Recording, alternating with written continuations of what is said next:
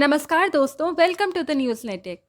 तो इंडिया ने यहाँ पर वीट एक्सपोर्ट करने पर लगा दिया है बैन और इस बात से जर्मनी, कनाडा जैसे कई देश खुश नहीं हैं और इंडिया के इस डिसीजन को कंडेम कर रहे हैं।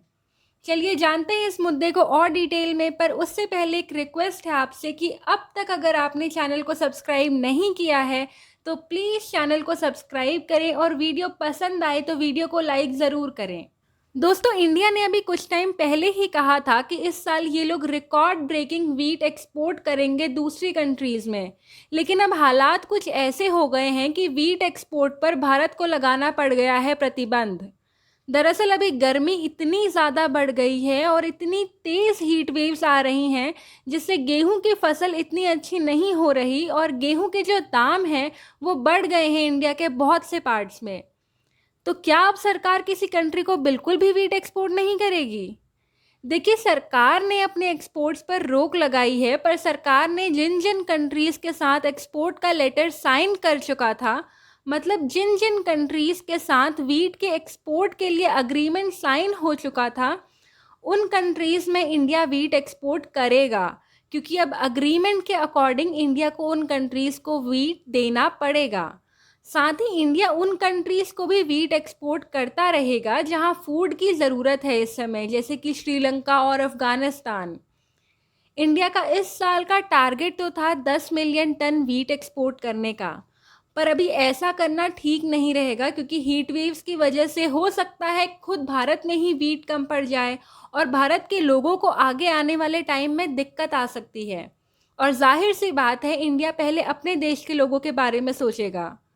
हालांकि एक्सपोर्ट पे बैन लगाने से भी कई देशों में वीट के प्राइसेस बढ़ जाएंगे, क्योंकि देखिए, इंडिया वीट एक्सपोर्ट करेगा नहीं तो बाकी जो एशिया और अफ्रीका के देश होंगे वहाँ वीट की सप्लाई कम हो जाएगी और सप्लाई कम होने से गेहूं के दाम बढ़ जाएंगे, जिससे लोगों को महंगाई का सामना करना पड़ेगा। और इस वजह से कई देशों ने इंडिया के इस डिसीजन को कंडेम किया है। इसमें G7 देश यानी ग्रुप ऑफ 7 कंट्रीज़ आते हैं, जैसे Canada, France, Germany, Italy, Japan, United kingdom और यूनाइटेड स्टेट्स। इन G7 देशों ने कहा कि अगर इस टाइम में जब रशिया और यूक्रेन का भी वॉर चल रहा है और दुनिया में क्राइसिस है खाने को लेकर, ऐसे में अगर इंडिया अपने क्लोज मार्केट्स में एक्सपोर्ट बंद कर देगा तो सिचुएशन और ज़्यादा ख़राब हो सकती है। इसलिए इंडिया अपनी रिस्पॉन्सिबिलिटी से ना भागे और सप्लाई पहुंचाने में मदद करे।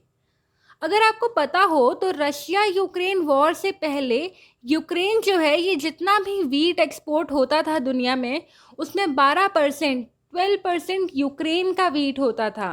पर इन्वेजन के बाद से यूक्रेन के पोर्ट्स बंद हैं और वहाँ से अभी कोई एक्सपोर्ट भी नहीं हो रहा है।